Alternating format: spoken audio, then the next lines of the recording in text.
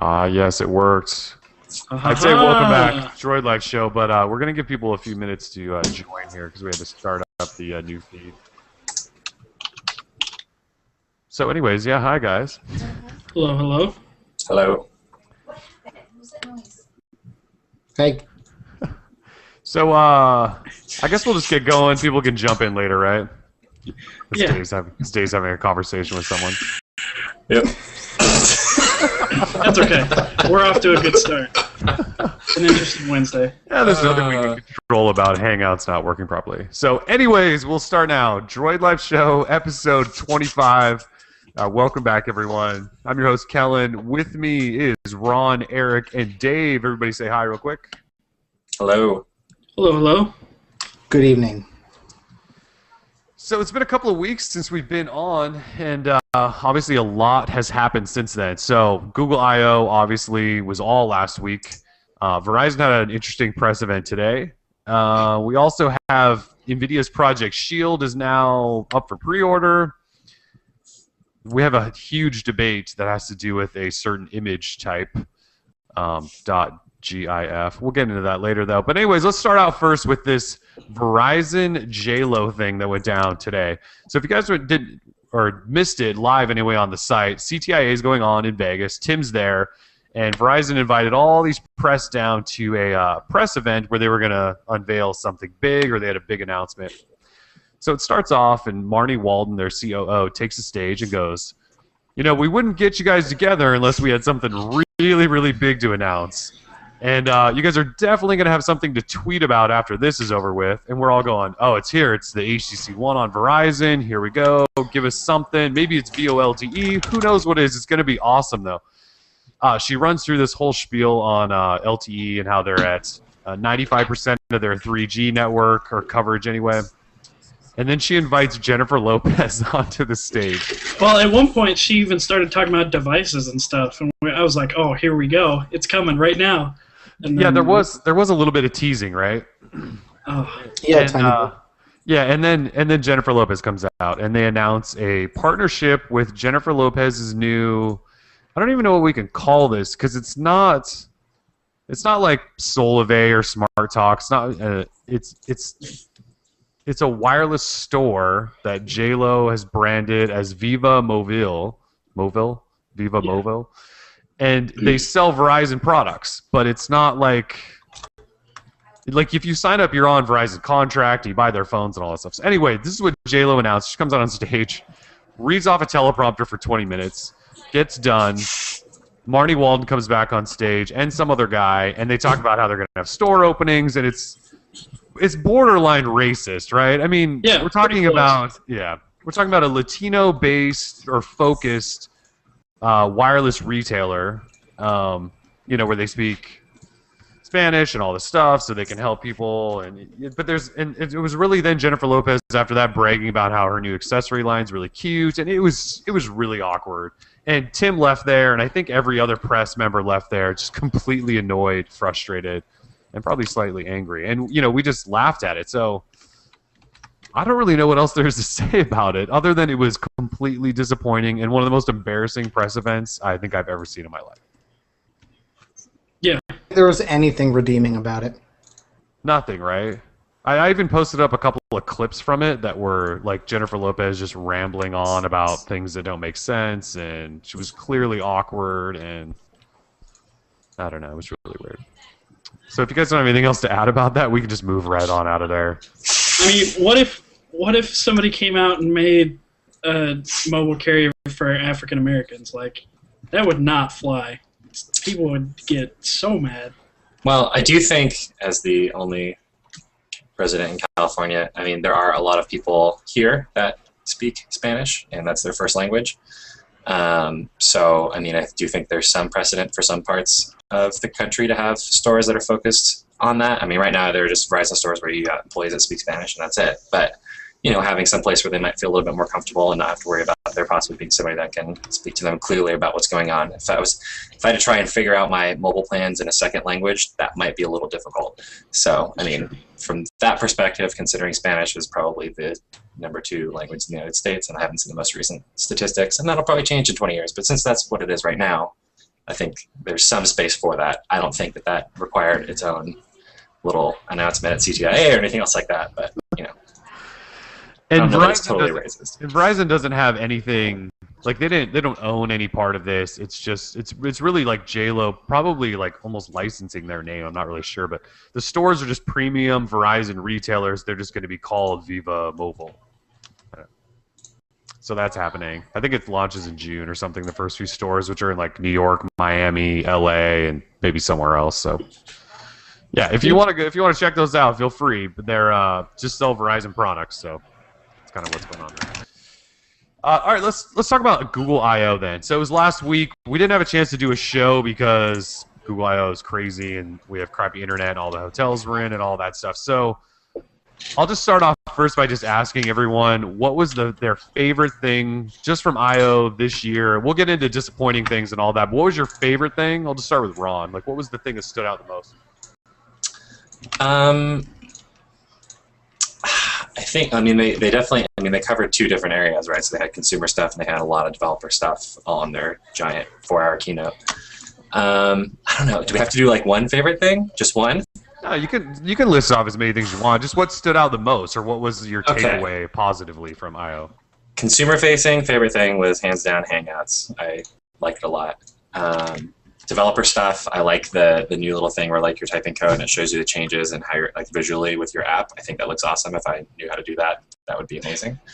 And then probably generally overall, I think my favorite thing is the idea of Larry Page running some special country somewhere out in the world where he can do whatever he wants. So that was probably my favorite overall thing. Burning Man Larry Page, yeah. Yep. Eric, what do you got? I was a pretty big fan of how they said they were going to make it more developer-based than they, carried through on it, because it was becoming, let me get a ticket to I/O and then it'll pay for itself in the free stuff that I get. And granted, everybody got a free Pixel, but it wasn't near the haul that came last year. So I think they reset the bar for what I/O is going forward. And they still, from at least what the rumors say, they opened up a door for a completely consumer-based event sometime soon that we can all really enjoy and get excited about. Yeah, which they probably would have set the precedent for a lot more last year if they hadn't gotten rained out or hurricaned out. From New York. Yeah. That winter event, yeah. Yeah. Dave, what do you got? What stood out? I think it was nice to see that it wasn't just like an Android thing, like it had been becoming in the past couple of years. It seemed a lot more about Google this year and like the various different products that they have across the company. And I think that was just that one overriding feel to me was the best thing about it. Like hey, we haven't forgot about all this other stuff. Here's what we're doing, for Maps. Here's what we're doing for this. And don't get me wrong, there's a lot of good Android announcements too, but yeah, I'll say from a press perspective, you can tell that this is now supposed to be a developer event. Like they limited the number of press this year. There wasn't. I don't know. I don't think they like cut it in half or something, but you could definitely tell that there was less press people on hand, and that's probably not a bad thing, especially if it is supposed to be just a developer event. Like we were at the keynote day 1, so day 2 there wasn't much for us to even go back for because there wasn't another keynote. There's Sandbox and all these things to play with, but they're really developer focused. Like there's some apps you can go check out if you haven't seen or something like that, or some company wants you to show you a demo or something, but it really was a developer event. And I think from a selfish standpoint, that sucks for me because I want to see like new products and get my hands on them and review them and things like that. But if that opens it up for more consumer Google events, I'm all for that because like Ron, like you said, we got rained out or hurricaned out of one in the winter, which is probably going to be awesome.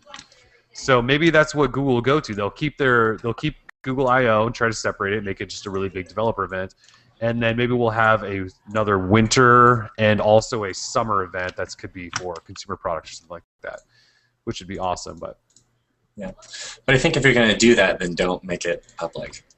Do the live stream for developers and have them sign in on their accounts to watch it, and then just don't make it public. Don't have the press come out. Just do developer stuff. So, because otherwise it sets this precedent of, we're going to have something there for you, and there were a couple things, but nothing super accessible for people. outside of Hangouts and the new Google Plus things, which is, for the 3 people using Google Plus, that'll be fun for them, I guess. Yeah, I think there was enough stuff. It was like you said, it was like a 4-hour keynote, and they announced all kinds of stuff for all different types of products. So I think there was enough stuff to cover. Like just during that 3.5-hour keynote, I think we wrote probably 10 stories or something because there was still stuff. But I guess also I would like to know if we're gonna go back next year that we only have to be there for that one day and not book like a 3-day trip in San Francisco. Yep, because it's pricey. Yeah, because Tim and I easily could have left on Thursday like afternoon or something. But yeah, so not a lot of consumer stuff as far as hardware goes, but software-wise, yeah, we got Hangouts, we got Google Play Google Play Music All Access. Super easy to say. It's super easy. But we'll talk about those in a second. Let's talk about if you were disappointed by anything then. I'll start with Ron first. Was anything there that you were, or that wasn't there that you were hoping was there, or anything along those lines?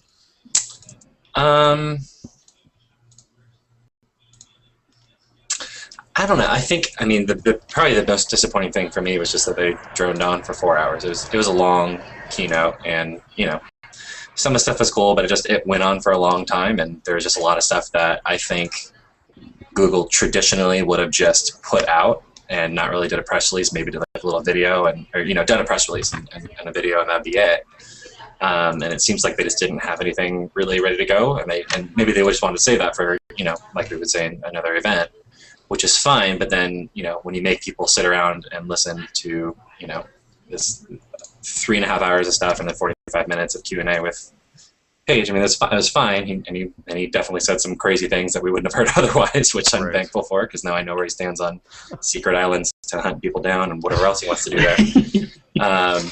So that's good to know. Don't go camping with him if he asks you. But yeah, I mean, that was the biggest. I think when you're able to just have a brief 1-hour keynote and say, hey, these are the new things that we're doing, this is where we're at as a company, this is where we're headed, this is what we're doing right now, and just get that message out to consumers, the people that are going to care about it, that's a lot more powerful than saying, hey, we're announcing 100 things, 10 of which you maybe sort of care about or even know what they are, but we're going to make you listen through this entire thing. That's not helpful. So that was probably the most disappointing thing for me, is just there wasn't a clear message from I/O at all, and that's detrimental to their branding overall, just what Google's doing.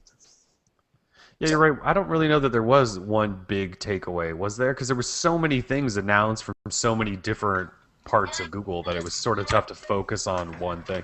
I guess they have developers that probably focused on Android then, or focused on Chrome or something. But yeah, you're right. There wasn't really a big takeaway.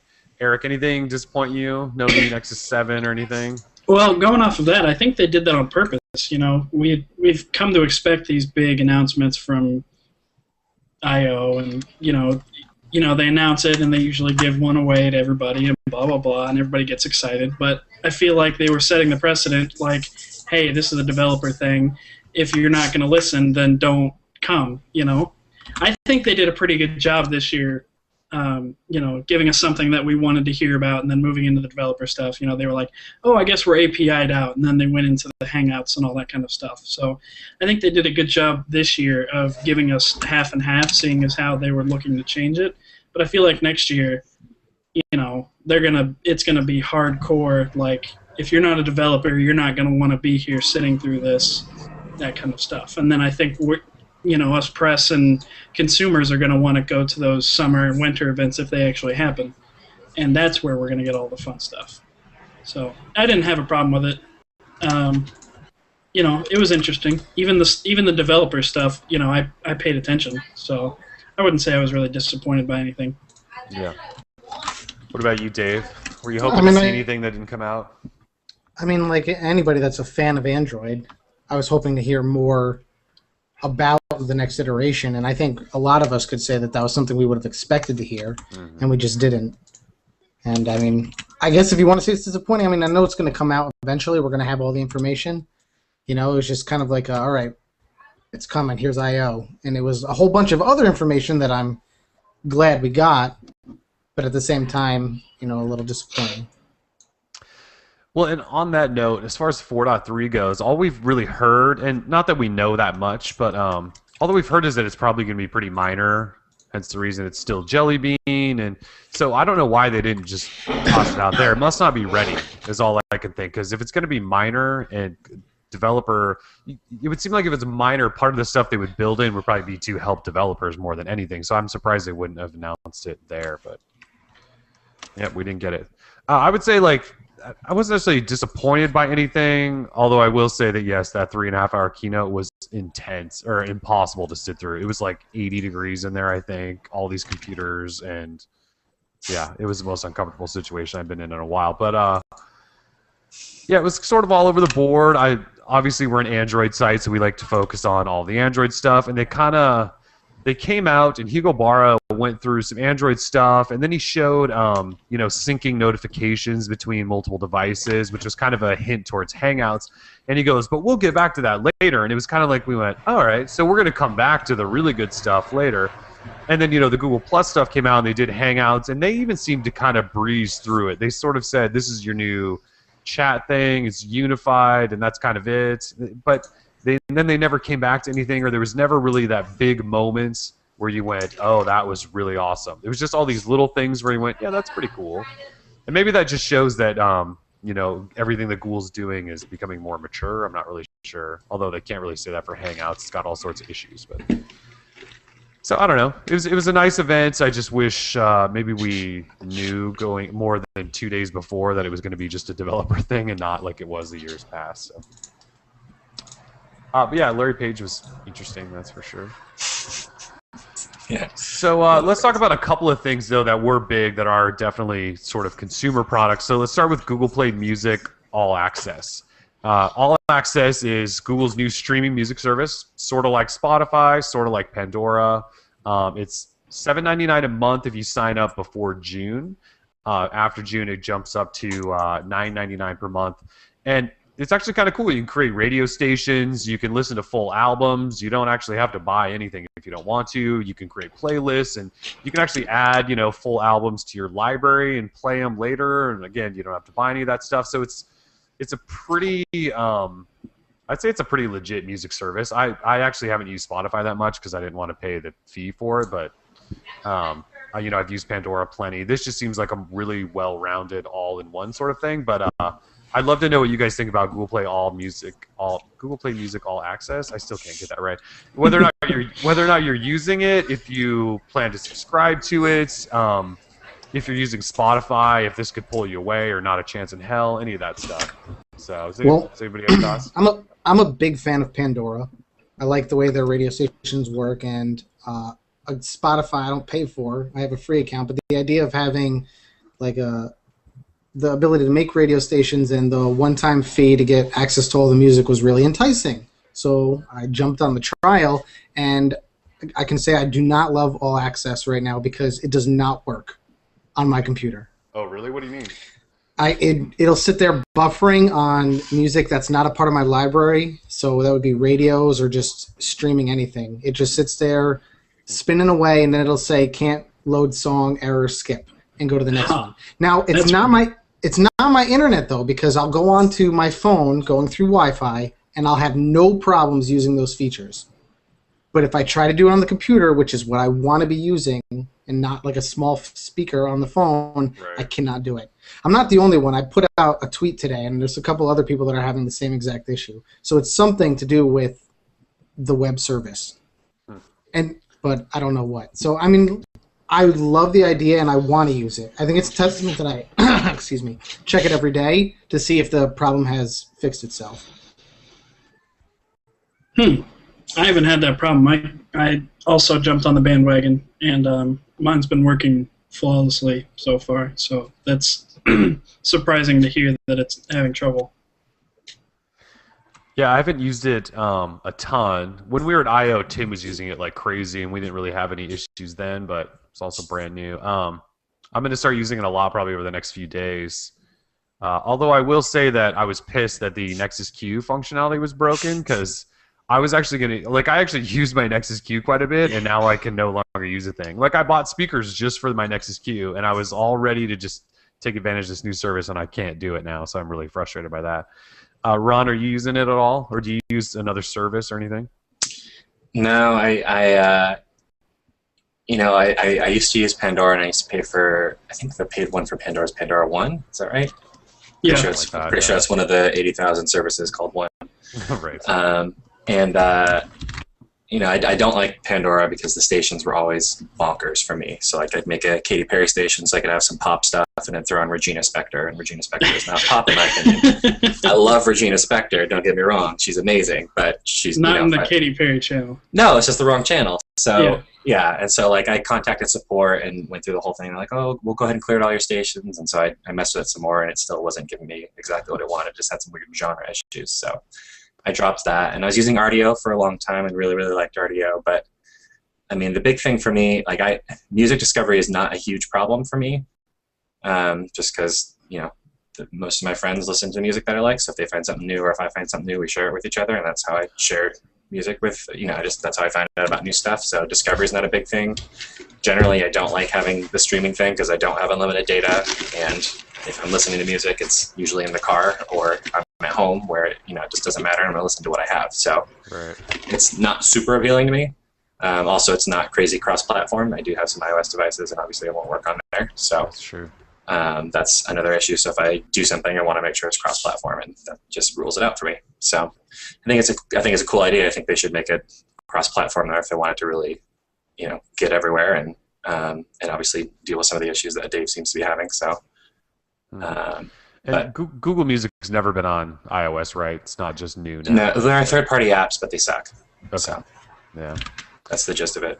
I wonder why they won't, actually, because all their other apps we, complain about all the time that they look better on iOS and stuff, but this one they haven't. Maybe it's just because they can't get that catalog there because iOS and iTunes, I'm not really sure. I'm guessing because they don't want to deal with if you sign up for a service or anything else like that in iOS, you have to give Apple 30% of the cut, and they probably don't want to deal with having to tell people you can't say hey, you have to go here to sign up or something. You can't have a link to a browser or anything else like that. There's no way to get around it. So in the Kindle app, there's no way to buy books or anything else like that. You just have to go to Amazon.com in a browser and do it. It doesn't tell you that though because you're not allowed to. Oh, gotcha. So Apple wants their cut. So if I had to guess, that would probably be why they don't have that. So they could do it, but that would be my guess why they don't. Oh, yeah, that makes sense. Yeah, the service, I think it's off to a good start unless you're Dave, who's having network issues with his. But they kind of came out with it. I think it news leaked of it the night before I/O.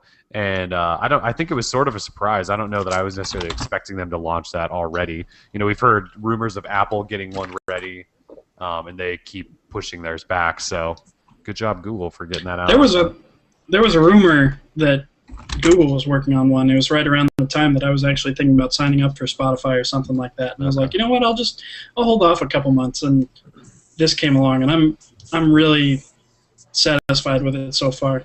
Being as how I just use Android and web service, it works seamlessly for me. I can go in, create a radio station. If I find something I want, I can add a whole album to my library with one click. It's really good. Mm-hmm. It's for what I'm using it. So I'm pretty satisfied so far. So one of the other big announcements is Google Hangouts, which I think Ron mentioned previously. So Hangouts is the unified cross-platform chat service. Well, I guess it's mostly unified, right? They still have a little ways to go. So it works. It's supposed to replace Google Plus Messenger as well, although it still sort of exists in the app. But anyway, it works in Gmail if you wanted to. Hangouts does, and Google Plus. It also works on iOS and in Chrome browser. So it syncs notifications, which is awesome, by the way. If you get a message on one, say in the browser, and you check it there, it goes away on your phone. I don't know if you guys have played with that at all, but it actually does. Yeah. Which is amazing. But people are a little frustrated that it didn't have SMS support, so basically Google Voice support. A lot of people are really upset about that. Google said it's coming. I can't think of what his title is. He's the product manager communications for Google Plus or something. He said that it will eventually. Eric, I think you maybe wrote this up where he said it's going to become the future of voice or something like that. Yeah. Yeah, which is really good news because the voice app sucks. The voice app is terrible. I said that to Tim. I said the day that I don't ever have to open Google Voice ever again is going to be glorious. So bad. It is a bad app, and yeah, they've just neglected it. Obviously, we know why they're trying to figure out how to build it in. So that's coming. Overall, I'm using it like crazy. I was using a third-party app previously called Trillion. I don't know if you guys know Trillion. Yeah, that's good. Because it was a desktop app that I could use on my Mac, but it didn't sync with like anything, so my experience was terrible. But I used it because I didn't want to use the in-browser like Gtalk. But now with this Chrome extension, like all of the conversations I have just kind of hang out at the bottom of my computer. It syncs across all my devices. I'm loving every second of it, and the fact that I can send photos on it. I just wish it would have Google Voice, but otherwise I don't really have that many complaints.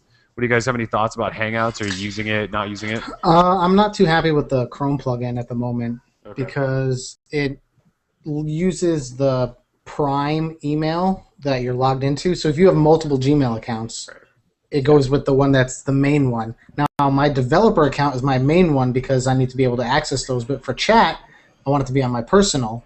But it won't let you actually sign out and switch. So for right now, it's got shortcomings because I need to be able to switch accounts, and it will not let me. Yeah, you would almost have to like open up an incognito window. Tried that. Didn't work either. It didn't want to work out because I had the other one open, so it was all flipping out. Well, you probably have to do your developer one in incognito. Yeah, it's annoying. I mean, I'm sure I'm like a rare case scenario. Most people probably have their primary, as their one they're logged into. So I can't say that's a fault of Hangouts, but it'd be nice to have the option to switch between to a different account. Hopefully, I use multiple accounts, and I ran into that issue too. But yeah, my wife signed in on my computer and had the same thing. They took away the openness of it. They can kind of sit down and build, dedicated apps for Windows and Mac. That would be, I think, the next step. Something they do though. I just don't think they will though. They're gonna stick with like a Chrome app.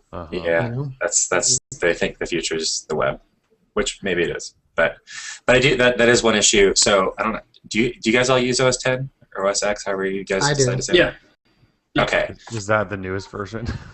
Yeah. Well, it's 10.8. Yeah. So on Windows, it's a little bit stranger. So I use both. But on Windows, so if you open up, so if a new chat comes in or whatever, it adds a little Hangouts icon in the taskbar, which is fine. Whatever, it's going to put that in there. I'd rather just went in the system tray, but whatever. But the thing is so if you click on the thing in the taskbar, it'll bring that window to the forefront or whatever, fine. But if you click it again, it doesn't minimize it. So the only way to minimize it is to move your mouse all the way over to the little Chrome extension and then minimize it, which drives me absolutely bonkers. So that's one little thing that is annoying. Also, the notifications don't sync on iOS devices, so it doesn't go away from there. So that's one little thing. And then there are discrepancies, too, between the two apps. So I don't know if you put it on your iPod Touch, but on the Android version, there's no refresh at all. You can't refresh. But on the iOS version, there is. You can pull the refresh, really? Yeah, you pull down, or up, I guess. You're pulling the whole thing up. And then the little Google Plus and Gmail little folding round circle shows up to refresh. So it's in there, but it's not in the Android one. I'm not sure why that is. Oh, yeah, it does do that. That is kind of weird. Yeah, so it's not in the Android one at all.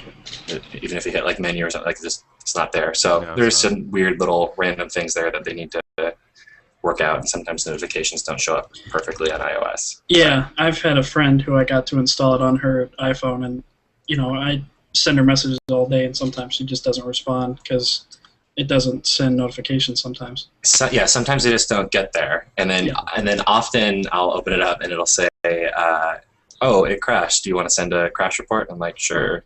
Thanks for crashing." Hopefully nobody sent me anything important. Yeah. It's better because there was never there are third-party iOS things that would hook up to talk, but they were all lousy. So I mean, it's a step in the right direction. You just have to open it every half an hour just to double check that it didn't crash on you. No big deal. Which you shouldn't have to do. Interesting. Yeah, it's one of those things that's a good start, which we say a lot with Google products. Like, it's a pretty good start. I sort of felt like they threw Hangouts out there because they needed something at I/O because they didn't have anything else almost. And not that it's not good enough to use right now, but it doesn't feel like it has like I think if you went on Google Plus and just looked at any of the like employees that work at Google or for Google Plus, they all were saying like, we're fixing this, we're fixing this. There was like a list. Somebody I think was running a list of all the things that Google had already planned to fix like the day essentially they released it, which I thought was a little odd. Maybe they should have slapped a beta tag on it, but maybe they just assume that everybody knows that everything they ship is beta no matter what. Probably. Yeah. So I don't know. Any other thoughts on Hangouts?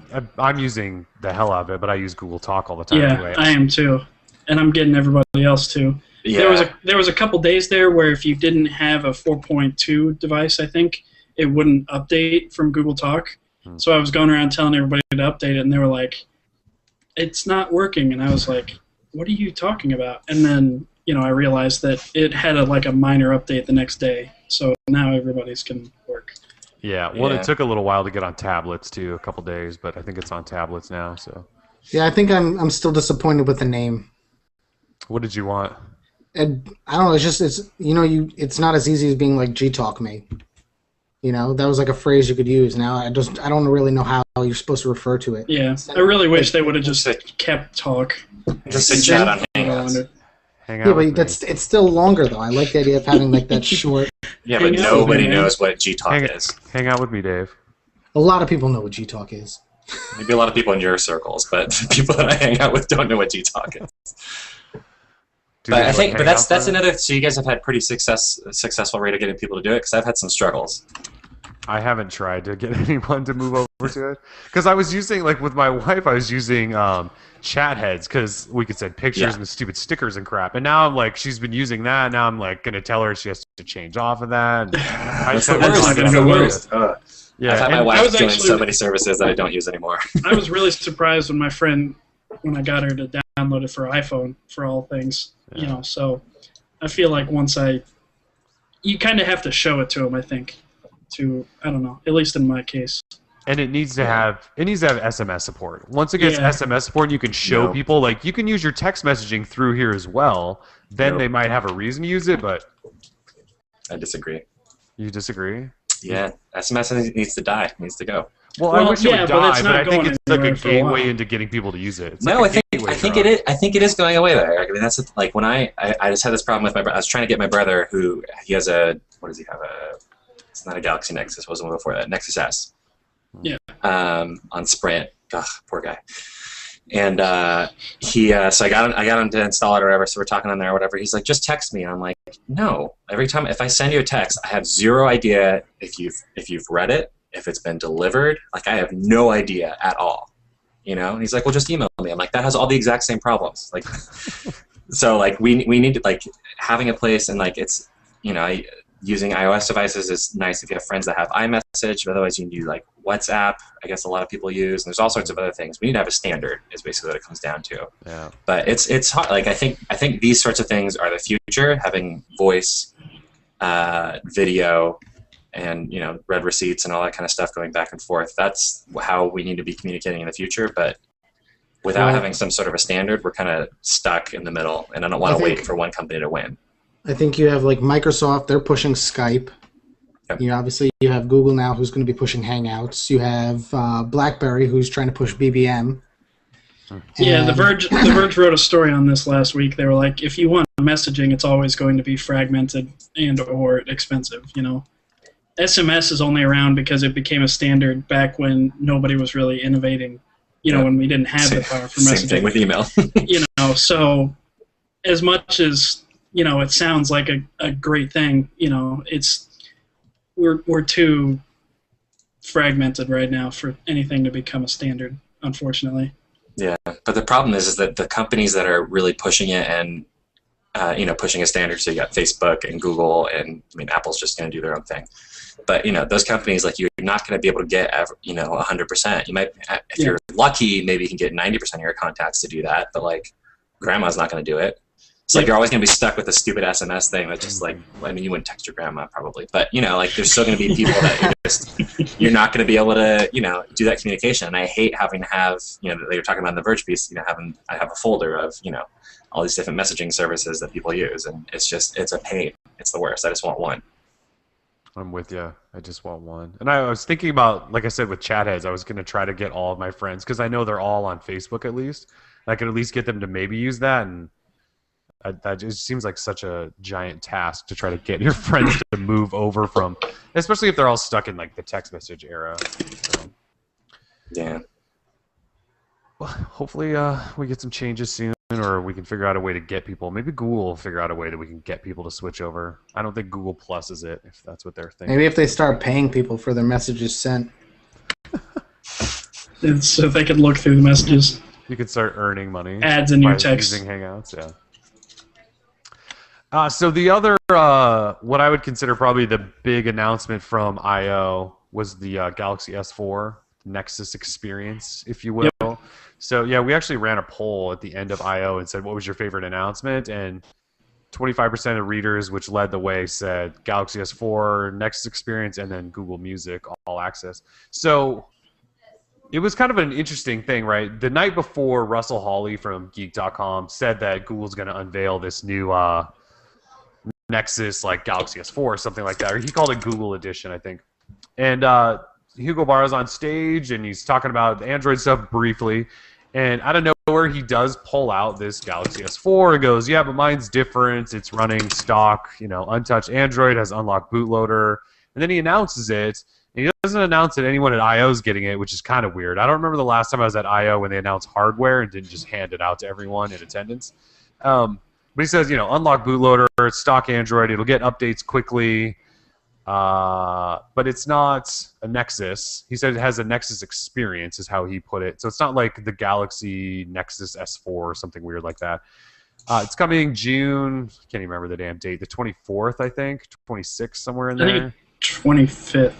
Is that what it is? Yeah. So that date for $650. So it's not, and it's going to be sold through Google Play. So the price is essentially what you would pay full price at a carrier. So $650, not a deal or a discount or anything like that. And that was sort of it. It just made a brief appearance, and Hugo had one on him when he made a couple of stops around Google I/O throughout the week. And that was kind of it. No one else had one. No one else was carrying one. It just didn't really exist except the like lone device he held. So I don't think that I'm going to buy one personally. And, I sort of like my job to buy a lot of these phones. I just don't know that I necessarily see the need for a Galaxy S4 Nexus experience. Like when you buy a Galaxy phone from Samsung, don't you kind of do it to maybe get some of their software features? And when you buy this one, it's just stock Android. Like you don't get any of their camera software. You don't get any of the gestures or any of that stuff.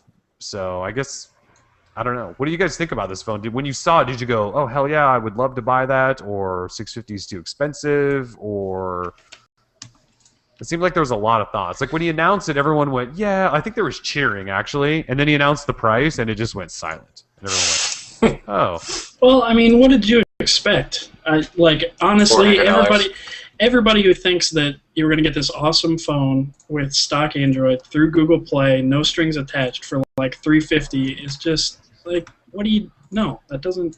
$450 you don't get your cake and eat it. 500 something. I don't know. Maybe it's just me. I see off like the top of it.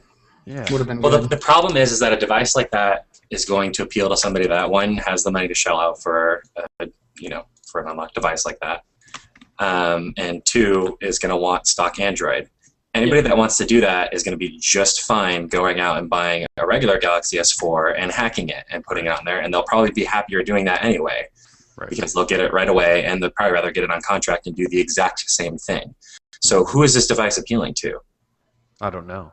I mean, is anybody so upset with bootloaders and trying to get ROMs on there that they're actually going to go out and buy this? I don't think that demographic exists. No, there's people out there. Trust me, you can find them on XDA. It's just not a very big. It's not very big, yeah. It's not big. So why go through all the trouble to do this? I mean, I have more to say about this, but that thing in particular, just putting it at that price point, I don't know who they're trying to appeal to. Yeah, I don't know either. Especially since they're selling devices already, and granted they're Nexus and Google branded for so cheap because they're making money off Google Play. Why couldn't they do that with this device? I highly doubt Samsung is really thinking they're going to make a couple of $1 billion off of selling this thing to Google Play. Why didn't Google say work out a deal where they could sell it for cheap? I don't know. Yeah, I'm not really sure I understand it either. No. Was it just a way for them to stand on stage and go, "We love Samsung and they love us"? Was that what it was all about? I don't really get it either. I was legitimately, I would almost say, shocked when they made that announcement. Like, I had no clue that that was coming. I don't think anybody did, to be honest. Well, no, I think actually there was one guy, I'll admit, who we were in the live chat beforehand. He was like, "Man, I heard a rumor about a touch wizless, S4 coming today," and everybody called him stupid. Well, no. Russell Hawley, who writes for Geek.com, the night before, he said he heard that, and he wrote a big story about it and said there's going to be a Galaxy S4 Google edition, is what he called. And so he was actually right. He's the only person that knew anything about it. And then it happened, yeah. Kind of crazy. I mean, is the price bad? Yes, but it's in the ballpark of other unlocked phones. So if you're looking for an unlocked phone, I mean, what's the one developer edition? What, 600? It's $650, but you get like 64 gigs of storage. Yeah. Like if you want to buy the 32 gig unlocked version, it's $575. Yeah. So this one only has 16 gig of storage, and it does have an SD card slot, but I don't know. Go ahead. I was excited because it's hopefully a sign of things to come. Like if Google and Samsung can work this out, then what else is down the road? It's not for me. I'm probably not going to buy one, but it's exciting that someone has taken this step to, put this out through Google Play without a skin on it. So I'm kind of pumped about it. Yeah, I think if it does that, like say leads the way for other manufacturers to sell phones through Google Play, I think that's cool, or other stock experience devices. I know there's some rumors out there already. Actually, like the minute they announced that, there was a rumor that HTC is going to release a stock HTC One, and they shot it down right away. And then I think the rumor got sparked back up again this week. I don't know. Yeah, some developer came out and said that he expects it to be out before the end of summer. Yeah, so I don't know. I mean, HTC shot it down right away. They said, no, we're not making one of these. So if it does lead the way for others to be sold through Google Play, I think that's cool. But again, I think it comes down to price. Like, how many people actually buy full-price phones? I just don't think there's that many people out there that do that. No. But going forward, isn't that what we want? We don't want subsidies. We don't want all this kind of stuff with contracts. Okay, well, we don't want phones that cost $700 either. Right. Well, no, we're fine with that as long as the subsidy ends when you pay off the phone. That's the problem. The subsidy doesn't end when you get in a contract right now, which is insane. That's true too. So, and that's but I think, I don't know, if we want to talk about that some more, we can. But I do think it's interesting that Google's kind of pushing this idea of having a when they said it, they said, okay, this is the Galaxy S4 with the Nexus experience, and this is Google's take on Android, which I think is kind of interesting phrasing. This idea that they're accepting the idea that there are different takes and different versions of Android. They're kind of okay with that idea, and this is our version, but other versions are just as legitimate and just as good. I think that's kind of an interesting way for them to start talking about that.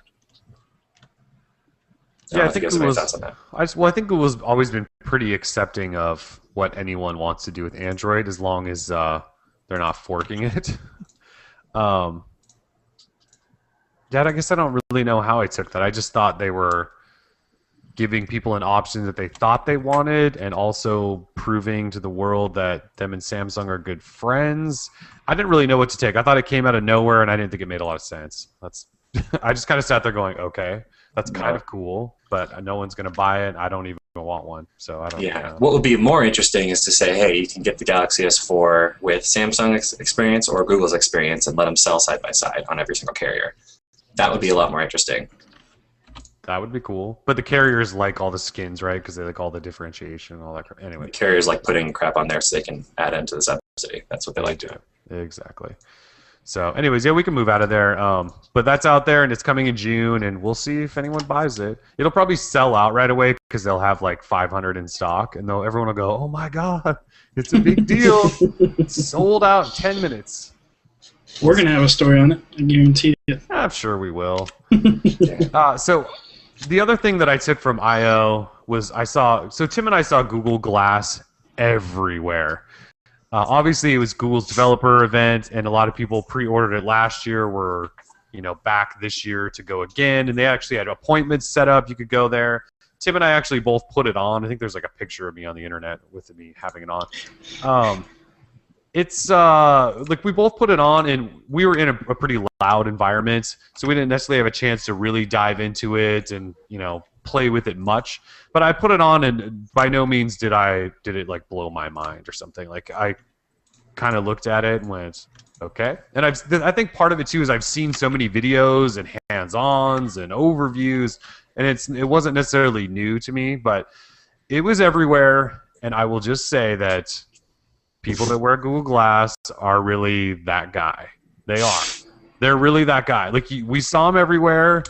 Although the one thing we wanted to see that we didn't, and we were going to take in a picture and probably like watermark the hell out of it, was a guy on a Segway wearing Google Glass. That was the only thing. That was our goal. After keynote day one was over, that's all we wanted to see. It didn't happen, but yeah, I mean, it was everywhere, and everyone was wearing it, and it was kind of awkward, and everyone had questions, and you could just, I don't know. My opinions haven't changed any at all on Google Glass. I still think it's awkward and weird, and I don't know that our society necessarily needs it.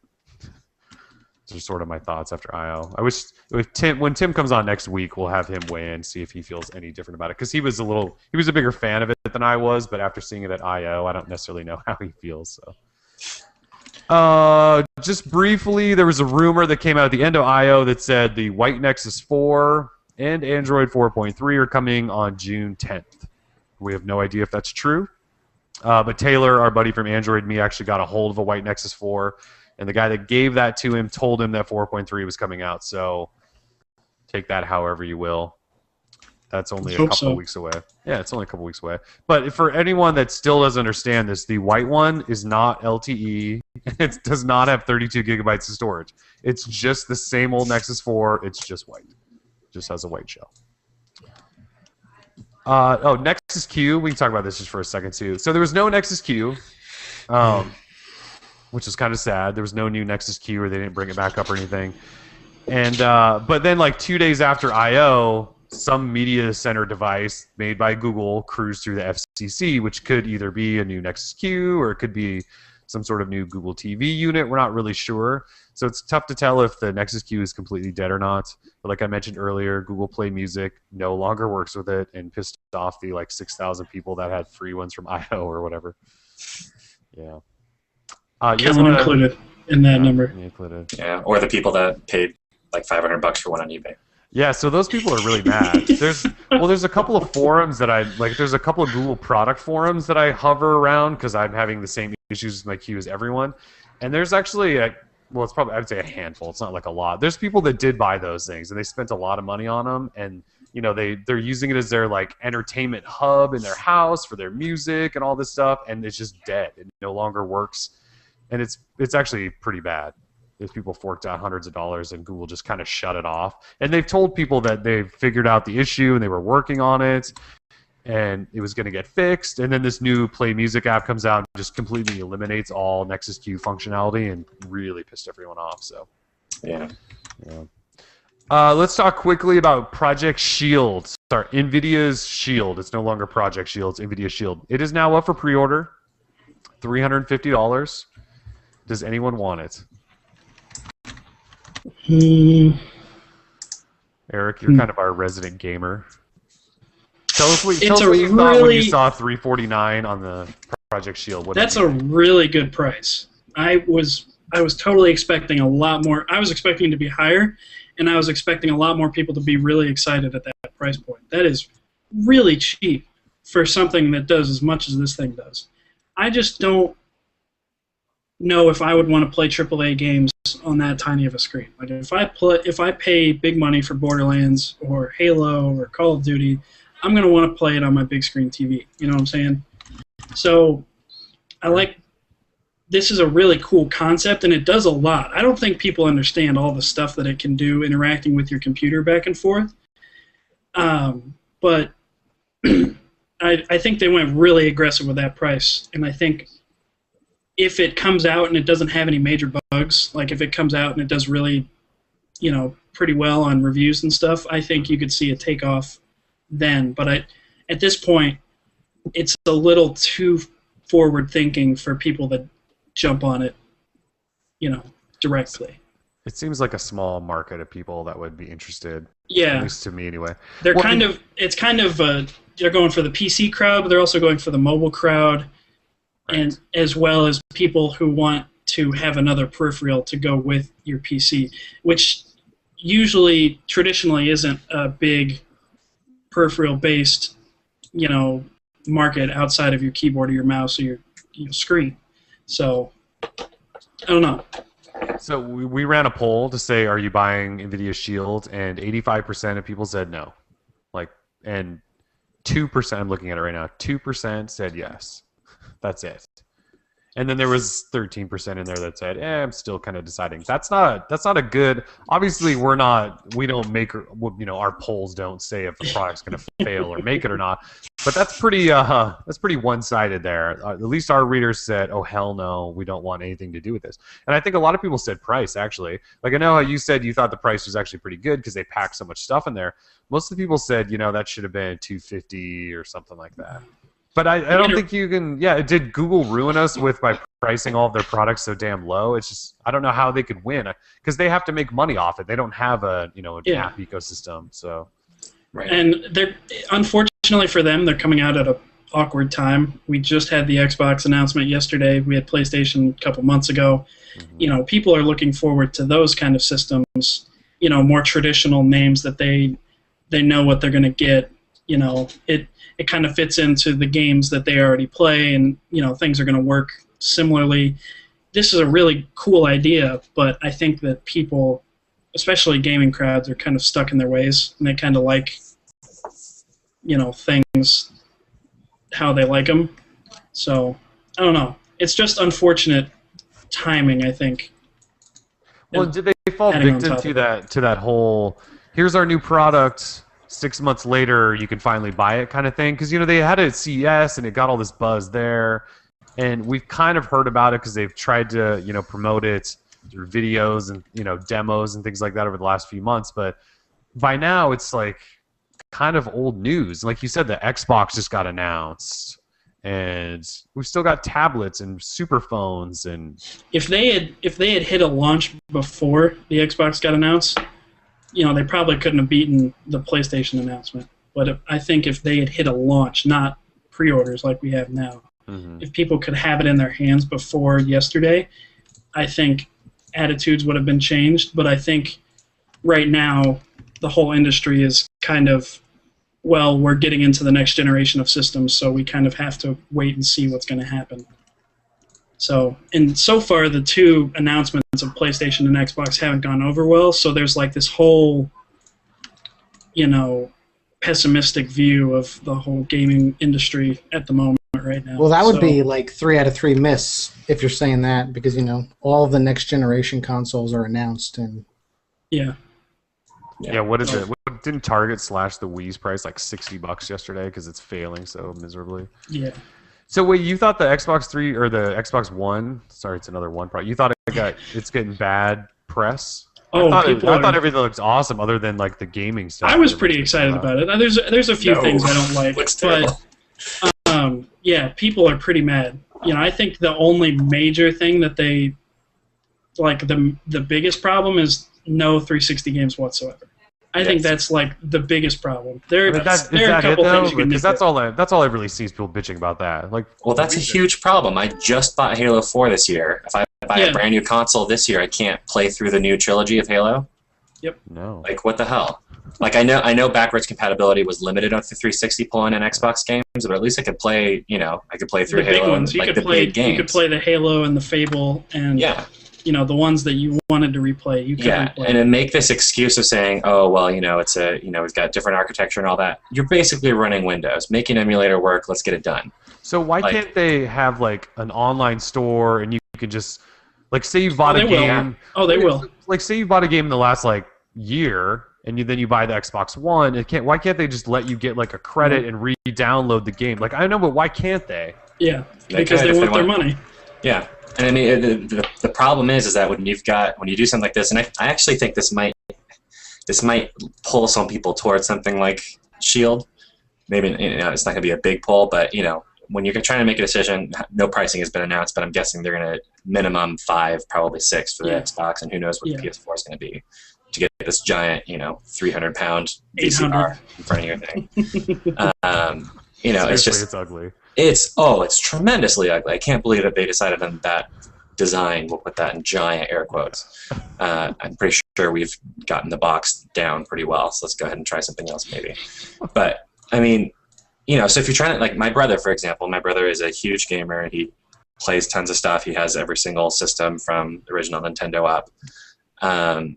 He's switching to PC. He is, he might get because it's just, you've got basically all backwards compatibility all the way back as far as you want to go for PC games. Steam is blowing people up right now. Yeah, it's a big thing. If you want to do, most of those games are just available on there, and there are a few exceptions, but unless you're really dedicated to that, those titles, it doesn't matter. And you want to be playing games and be doing the social stuff and all that stuff's built in there.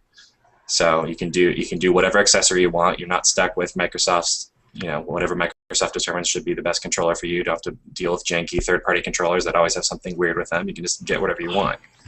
So it's, when people are deciding, okay, am I going to shell out $600, $800 on a giant box that I don't really want to set in front of my TV, or am I going to, if I'm going to really be a gamer, should I maybe just invest in some new gaming hardware and go PC? Well, I mean, especially because, I just read about this today, but you can't even use current gen accessories like headsets with the new Xbox because they changed the port on the controller. So now it's like a proprietary thing. So Microsoft wants to be able to get a cut of all accessories. So, like, if you went and spent $300 on like a headset to use with it, guess what? If you get the new Xbox, you're not using that headset. Yep. That sucks. Besides the fact that the Kinect is always on and is always watching you. And the new Kinect 2 is... It's always listening, not watching. Oh my gosh. Besides that, though, like, the new Kinect is just as big as the damn box now. It's huge. Yeah, it's huge. I don't know. I'm in the very small majority here, but I actually don't mind the design that much. Did you say that you're in the very small majority? Or, yeah, small minority. Yeah, sorry about that. I don't mind the design that much. I mean, it's very utilitarian, very just like straight up box, but I kind of like it. Yeah. I would have liked it a little bit more if they would have just like made fun of themselves a little bit and be like, a lot of people have tried to make boxes before. Yeah, but we did it the best. Reinvented the box. Yeah, that would have appreciated. If you look at it from different angles, because they have some different textures and stuff, it looks okay. But yeah, it really just it looks like a giant VCR. Yeah, it's kind of silly. I did like some of the TV stuff they did during their demos. Though, isn't that still going to be hampered just like Google TV was? Yeah, it's the exact same implementation. So, yeah, way to go, Microsoft, to not innovate at all. Right. That's too bad. I was kind of looking forward to that. Now you guys. So anyway, back to the for me. Back to the Shield.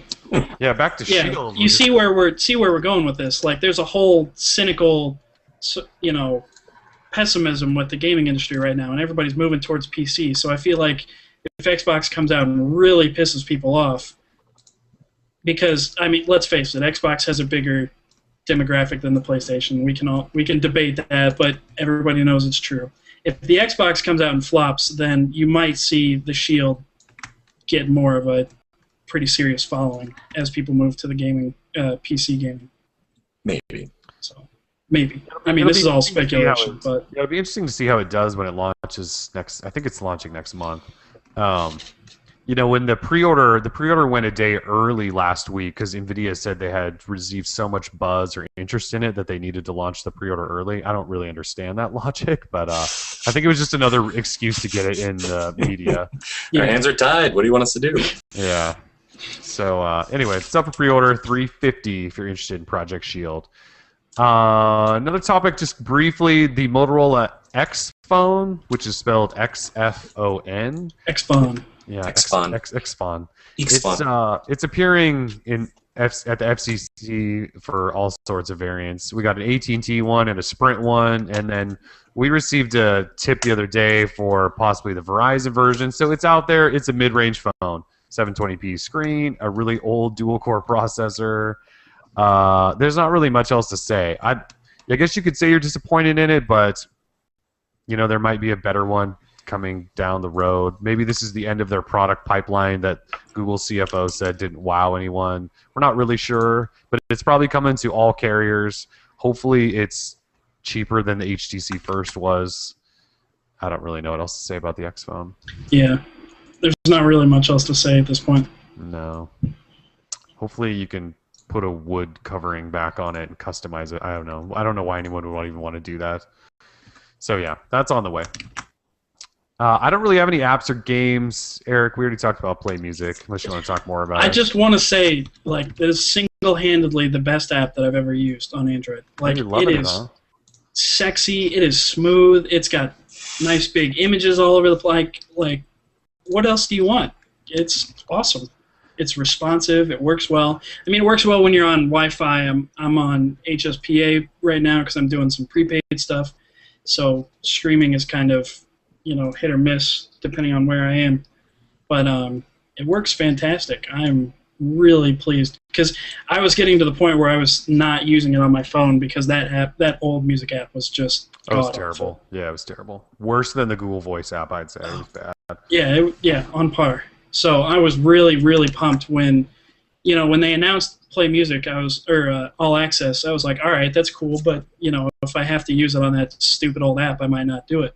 Now that they made it look better, I'm a happy camper. So yeah, I'm a big fan of the new design for most of their apps that have the action bars inside all the little boxes and stuff to give you more options. Although I could see how that could be confusing to people, but I like it just because it makes things easy to I don't know what I'm trying to say. Easy to access.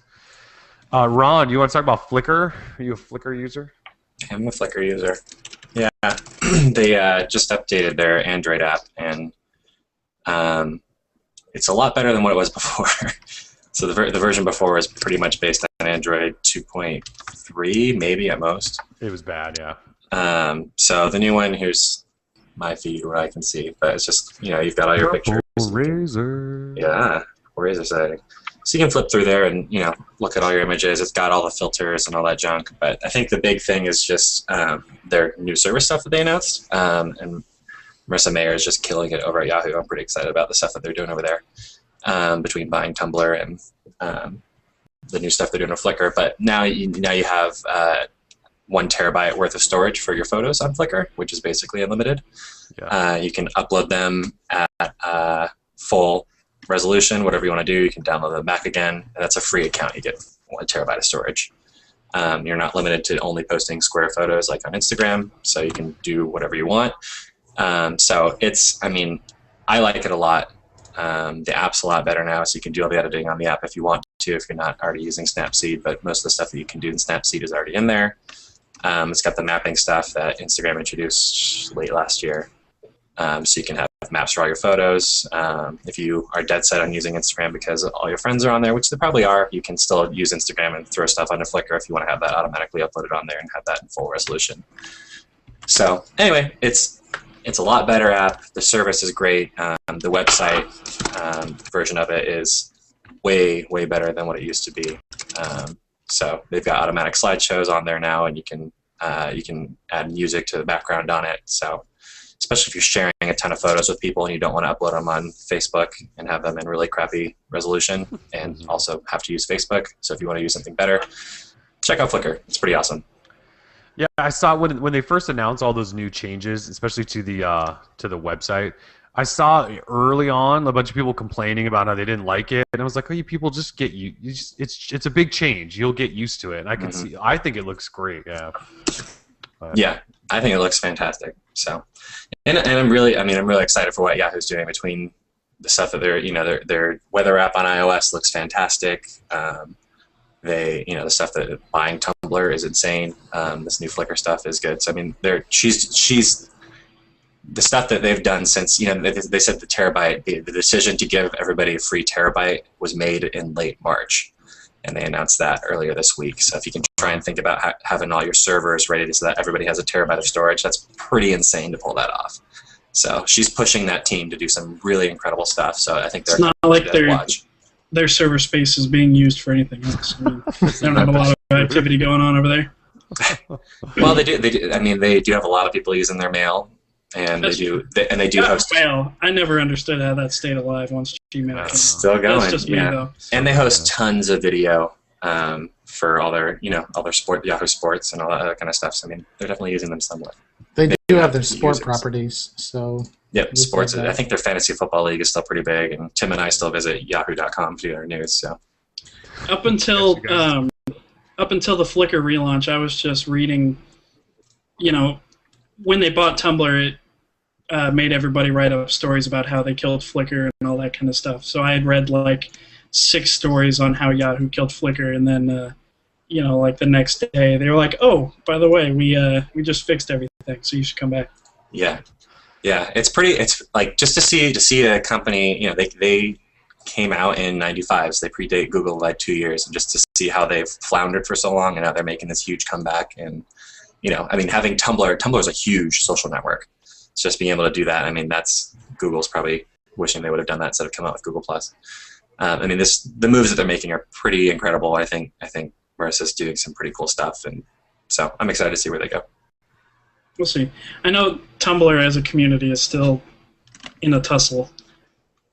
Over the Yahoo purchase? There's somebody out there who keeps photoshopping fake tweets, and they keep going around doing like 90,000 reblogs. It's like, oh, can't wait to start, posting ads on everybody's timeline so we can make money, and people just eat it up. They're already doing that. That's happening right now. I know. It's funny to watch. Before the purchase.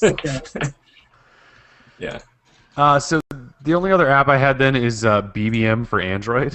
Did you guys happen to see the BlackBerry announcement? It was like right before I/O. They had one of their events in Orlando, and they announced that BBM is coming to Android this summer for free, and apparently people thought that was a big deal. Do you guys think that's a big deal anymore? It's like There's no news from 2 years ago. Yeah, I don't care about BBM for Android. We had I poked fun at it, right? And we had some people on Twitter going, "You just don't understand BBM. It's going to be huge." And I was like, "I don't think so. Why would anyone switch to BBM?" I don't get that at all. Are any of you going to download? Okay, we'll probably all install BBM because it'll be free.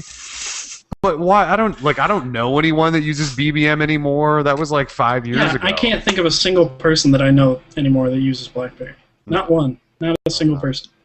And we have Hangouts now, which by this summer will probably have voice in it and all kinds of stuff. So, yeah, BBM. No thanks. No thanks. Quick PSA: the terrible old Droid Life app that we created like 3 years ago is just something to fill up the App Store. It's dead. So if you have that thing installed, if you have that thing installed still on a device of yours, you can just uninstall it or whatever you need to do to it. Please stop emailing us telling us that it hasn't updated in a week. We know it's dead. We wrote up a post about it, actually, which you didn't get because the app doesn't update. Yeah, probably should have waited. Yeah. Probably should have done that beforehand, yeah. So anyways, that thing, gone. If you're watching this, spread the word to your friends that are still using it. It's dead. Yeah. So should we get to our last topic of the night? The biggest one. Topic? Which might be the most important of all. Unless you guys have something else you want to talk about real quick. Anything? Nope. Let's get to it. Let's get to it. All right. All right, so the image extension .gif, the creator of this came out this week, I believe in a column at like the Wall Street Journal or something. And they asked him, how do you say this? How do you say .gif? And the dictionary has 2 pronunciations, GIF and GIF. And the creator says the dictionary is wrong. There's only one way to say it, GIF, with a J. Let that sit in for a second. Ron? Mm-hmm. What do you say? GIF or GIF? I say GIF, which and the great part, he won a Webby, and instead of doing his 5-word speech, he had a GIF or a GIF to announce it, and so in his GIF he put, it's pronounced GIF, and he spelled it J-I-F, not GIF, which was spelled G-I-F. And the fact that he did that, I think, points out, if you want to call it GIF, maybe you should have made it JIF, not GIF. And also don't make it, what's the first word in there? Graphical. Graphic. So I think, that's a good, I mean, I get it. G's confusing. It's English. It's really hard. G's and J's. So, but I think GIF is pretty obviously the correct way to pronounce that. I'm on GIF, Team GIF all day long. Eric, Mr. Babel. I mean, that's how I called it GIF, and I still probably will, but you have to give it to this guy. Not only did he give us GIFs to brighten our lives, but he was such a baller that he came out and said the dictionary was wrong. It basically just, a big F you to everybody on the internet. I gotta give it to him, He did. All right, our resident graphic designer, Dave. GIF or GIF? I'm hurt. It's GIF. It's GIF, right? Okay.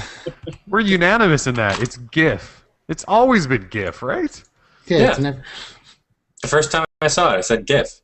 Yeah, because it's in the mouth of babes. So we were in IO, and I said GIF because I'd met with Samsung to look at the Galaxy S4 like a month before, and they were like, check out this new animated photo feature so you can create a GIF. And I was like, have I been saying it wrong all these years? And I said it in front of Tim. He's like, what the hell did you just say? And I was like, I don't know. I usually say GIF, but I thought maybe I was wrong. Like Samsung was correcting me. All right, I'm glad that we're all on Team GIF. Yeah. And I think Tim had the appropriate response of saying, what the hell? Because we need to be angry about this. It is not GIF. No, it sounds weird. When somebody says GIF, it sounds weird. It's not peanut butter. Are we all going to rise up against the creator, like Frankenstein? Essentially, going to go after the creator. You think Frankenstein was separate? See, I think Frankenstein was just another personality of Dr. Frankenstein, the monster, because Frankenstein is the guy. Yeah. Oh man, senior year English. That was a good time. I know, right? I wrote a big paper on that. Frankenstein. We had a debate. It was great. Wow. I didn't read that. Sorry, guys. I watched the movie with De Niro a couple times. A couple times? That's interesting. You had time to watch the movie several times but not read the book. The book's really good. Oh, yeah. It's fantastic. I love the book. It's really good. Oh. Anyway, let's back to our pitchforks. Don't want to read Frankenstein. Okay, that's fine. Frankenstein, yeah. So anyway, we're apparently all Team GIF. Is there a hashtag for Team GIF yet? The problem is that if you say you're Team GIF, there's no way to prove that you're pronouncing it GIF. That's true. That's the problem. Well, you could very well be saying Team GIF and nobody will ever know. In the chat, we've got hashtag hard G. I like that. Hard G. Because the soft G is the J, right? Soft G would be GIF. Yeah, it'd be GIF. All right, hard G. I like it. Team hard G. That just sounds good anyway. Damn, the creator was wrong. Damn right, the creator was GIF wrong. Creators choose GIF. All right. Anyways, I don't have anything else unless you guys do. We can wrap up for the night. No, we could sit here and talk about Xbox for all night, but that's for a different podcast. Or J-Lo. We could talk about J-Lo again. God, I can't believe that presentation happened. No one can believe we got. It was so sad. And that was it. All right. Let's wrap it up. Thanks for joining us, everyone. Droid Life Show, episode 25. We should be back next week, actually. We'll get Tim back from Vegas and see if he survived or not. So, anyways, thanks for joining us. We're Droid Life.